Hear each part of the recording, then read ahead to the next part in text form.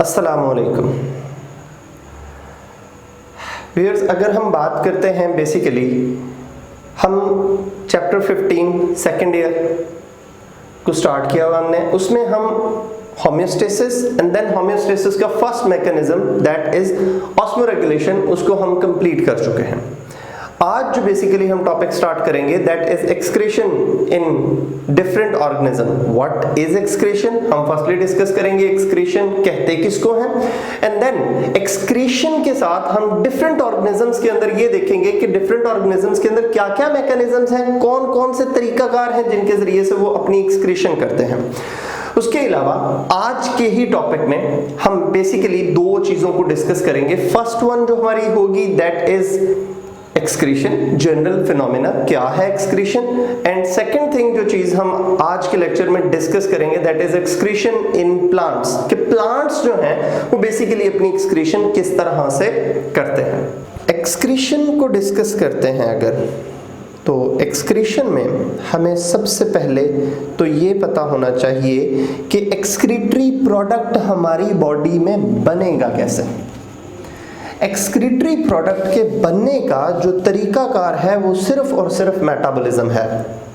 अब मेटाबॉलिज्म भी डिफरेंट किस्म के सब्सटेंसेस की होगी, जैसा कि अगर हमारी बॉडी कार्बोहाइड्रेट्स और लिपिड्स जो हैं, जो हमने फूड के सोर्स के तौर पे इस्तेमाल किए हुए हैं, उनको मेटाबोलाइज करती है तो कार्बन डाइऑक्साइड और वाटर को बनाएगी एज एन एक्सक्रीटरी प्रोडक्ट और वेस्ट प्रोडक्ट। इसी तरह अगर हमारी बॉडी क्या करेगी, प्रोटीन्स की एंड प्रोटीन्स के साथ न्यूक्लियोप्रोटीन्स की मेटाबॉलिज्म करेगी, तो इस तरह के सब्सटेंस बनाएगी नॉर्मली जिनके अंदर नाइट्रोजन लाजमी होगी, और इन्हीं सब्सटेंसेस को हम क्या कहते हैं, नाइट्रोजीनियस वेस्ट कहते हैं।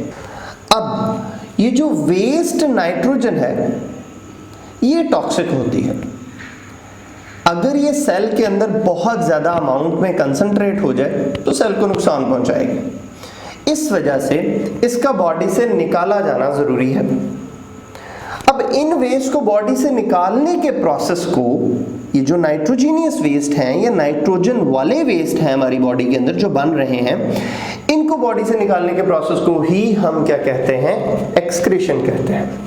अब एक्सक्रीशन की अगर हम बात करते हैं तो एक्सक्रीशन डिफरेंट किस्म के ऑर्गेनिजम्स में होती है, जैसा कि हम सबसे पहले डिस्कस करते हैं एक्सक्रीशन इन प्लांट्स, कि प्लांट्स बेसिकली एक्सक्रीशन का मैकेनिज्म किस तरह से करते हैं।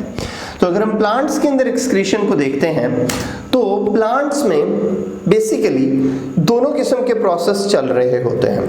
कौन कौन से दोनों किस्म के प्रोसेस चल रहे होते हैं? फर्स्टली प्लांट्स के अंदर फोटोसिंथेसिस हो रही है जो कि सनलाइट की प्रेजेंस में होगी, एंड प्लांट्स रेस्पिरेशन भी करते हैं। अब फोटोसिंथेसिस के दौरान प्लांट्स जो हैं वो oxygen as a waste product के तौर पे बनाते हैं, और रेस्पिरेशन के अंदर carbon dioxide as a waste product के तौर पे बनती है जो कि सारा दिन हो रही है, और वाटर दोनों प्रोसेसेस में ही बनता है। अब बात करें ऑक्सीजन की और कार्बन डाइऑक्साइड की, तो बेसिकली इन चीजों को हम चैप्टर नंबर 13 के अंदर गैसेस एक्सचेंज के टॉपिक के अंदर डिस्कस कर चुके हैं। अब प्लांट्स जो हैं बेसिकली जो ट्रांसपायरेशन के लिए वाटर को यूज करेंगे, और साथ ही साथ अपनी बॉडी के टर्गर को मेंटेन करने के लिए इस वाटर को यूज करेंगे। ये डायग्राम देखते हैं अगर आप, तो इस डायग्राम के अंदर भी बेसिकली वो यही चीज दिखा रहा है कि किस तरह प्लांट के अंदर दोनों प्रोसेसेस हो रहे हैं। फोटोसिंथेसिस का भी प्रोसेस हो रहा है और रेस्पिरेशन का भी प्रोसेस हो रहा है। रेस्पिरेशन में ऑक्सीजन यूज हो रही है और कार्बन डाइऑक्साइड जो है एज अ वेस्ट मटेरियल निकल रही है, जबकि अगर हम फोटोसिंथेसिस की बात करते हैं तो कार्बन डाइऑक्साइड जो है वो यूज की जाती है और oxygen as a waste product के तौर पे बॉडी से निकाली जाती है। अब अगर हम प्लांट्स की बात करते हैं तो बेसिकली प्लांट्स जो हैं इनके अंदर एक्सक्रीशन कौन कौन से ऑर्गन, क्योंकि एज सच प्लांट्स के अंदर कोई एक्सक्रीटरी स्ट्रक्चर प्रेजेंट नहीं है, एक्सक्रीशन के लिए कोई एक्सक्रीटरी सिस्टम प्रेजेंट नहीं है जैसा कि हमारी बॉडीज के अंदर प्रेजेंट होते हैं। लेकिन प्लांट्स के अंदर अगर हम बात करते हैं तो प्लांट्स ने फिर अपने एक्सक्रीटरी मटेरियल से छुटकारा किस तरह से हासिल करना। प्लांट्स के अंदर लार्ज वैक्यूल्स होते हैं। अब ये वैक्यूल्स डिफरेंट किस्म के यूजफुल सब्सटेंस तो स्टोर करते ही हैं, लेकिन साथ ही साथ ये वेस्ट सब्सटेंसेस को भी स्टोर करते हैं। अब वेस्ट सब्सटेंसेस इतनी ज्यादा मिकदार में या इतनी ज्यादा कंसंट्रेशन में खास तौर पे लीव्स के जो वैक्यूल्स होते हैं उनके अंदर प्रेजेंट हो सकते हैं कि that could lead to crystal formation in the vacuole even. और इस चीज की एक एग्जांपल आप लोगों ने लोअर क्लासेस के अंदर भी पढ़ी हुई है कि टमाटोज जो हैं, टमाटोज की बात करते हैं तो उनके अंदर जो उनके लीव्स होते हैं उनके अंदर कैल्शियम ऑक्सलेट्स जो हैं उनकी क्रिस्टल्स बेसिकली एक्यूमुलेट या स्टोर की जाती हैं। इसी तरह अगर हम बात करते हैं, किस चीज की बात करते हैं कि प्लांट्स जो हैं जो वेस्ट बनाते हैं जो डिफरेंट नेचर के हो सकते हैं, इनऑर्गेनिक भी हो सकते हैं, ऑर्गेनिक भी हो सकते हैं। अब ये सारे जो वेस्ट सब्सटेंसेस होते हैं ये वैक्यूल्स में स्टोर किए जाएंगे, और खास तौर पे कौन से वैक्यूल्स में, जो मेसोफिल सेल्स ऑफ लीव होते हैं, लीव्स के जो मेसोफिल सेल्स हैं उनके अंदर जो लार्ज वैक्यूल्स होते हैं उनके अंदर इन्हें स्टोर किया जाता है। और जब क्या आता है, ऑटम सीजन आता है, तो उस वक्त लीव्स जो है उन्होंने गिर जाना, और जब लीव्स गिर गए तो बेसिकली लीव्स के गिरने के साथ प्लांट्स की एक्सक्रीशन भी होगी। इसी तरह कुछ प्लांट्स की बात करते हैं, जैसा कि हम यहाँ पे देख सकते हैं एक प्लांट मौजूद है ब्लूबेल।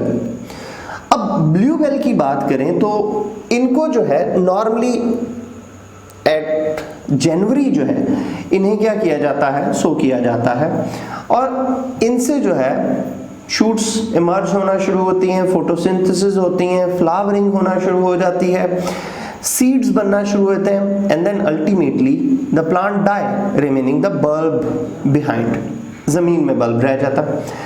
अब अगर हम यहाँ पे देखें तो इसके लीव्स जो हैं और साथ ही साथ इसकी जो स्टाक है बेसिकली उसके अंदर तो कुछ भी नहीं रहा, वो तो अब किसी काम की नहीं रही। तो ये भी इसी तरह करता है कि अपनी जो स्टाक है बेसिकली और अपने जो लीव्स हैं इनके अंदर जो है एक्सक्रीटरी मटेरियल को स्टोर कर लेता है, और जब इसका लाइफ साइकिल कंप्लीट हो जाता है तो बल्ब वैसे ही रह गया और बाकी जो है वो चीजें खत्म होगी और एक्सक्रीशन भी होगी। अब इसी वजह से हम बात करते हैं जो हमारे पास ऑटम लीव्स होते हैं वो बेसिकली बड़ा अच्छा सोर्स होते हैं मिनरल्स का, क्योंकि एक्सक्रीटरी सब्सटेंस जो उनके अंदर स्टोर है उसमें कई किस्म के मिनरल्स भी प्रेजेंट होते हैं।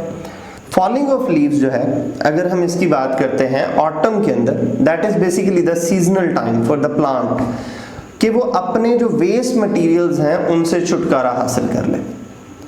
अब इसी तरह अगर हम बात करें कि प्लांट्स के अंदर कोई भी ऐसा सेल या कोई ऐसा स्ट्रक्चर जो एक्सक्रीटरी सब्सटेंस को बॉडी से निकालने के लिए यूज हो रहा है उसको हम क्या कहते हैं, एक्सक्रीटोफोर कहते हैं। अब इस केस में अगर हम देखते हैं तो प्लांट्स के अंदर मेजरली जो है प्लांट के लीव्स जो हैं वो किस पर्पस के लिए यूज हो रहे हैं, एक्सक्रीशन के लिए। दैट्स व्हाई प्लांट के लीव्स के लिए वर्ड एक्सक्रीटोफोर भी यूज किया जाता है। अब अगर हम लीव्स की बात करते हैं तो लीव्स का जो कलर येलो हो जाता है वो क्लोरोफिल के रिमूवल की वजह से नहीं है, ना ही उनके अंदर क्लोरोफिल पिगमेंट खत्म हो गया, बल्कि जब उनका एग्जामिनेशन किया जाता है तो scientist come to know that they are loaded with pigment, mean to say chlorophyll. तो फिर वो येलो क्यों हो रहे हैं? तो उनके येलो होने की बेसिकली वजह क्या होती है, जो उनके अंदर टॉक्सिक मटेरियल्स और हैवी मेटल्स जो होती हैं उनकी जो शार्प राइज होता है वो सबब बनता है। किस चीज का सबब बनता है? उनके येलो होने का। अब ये तो था लीव्स की बात। अब अगर हम बात करते हैं बेसिकली तो प्लांट्स जो हैं वो स्टेम के जरिए से भी अपने एक्सक्रीटरी मटेरियल से छुटकारा हासिल करते हैं। अब स्टेम के जरिए से एक्सक्रीटरी मटेरियल से छुटकारा कैसे हासिल किया जाता है जी?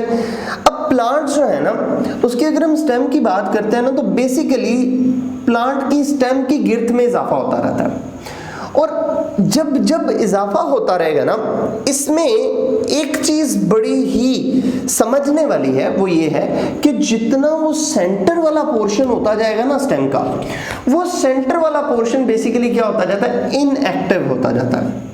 मतलब जो सेंट्रल जाइलम होगा प्लांट की स्टेम का वो बेसिकली एक्टिव नहीं है।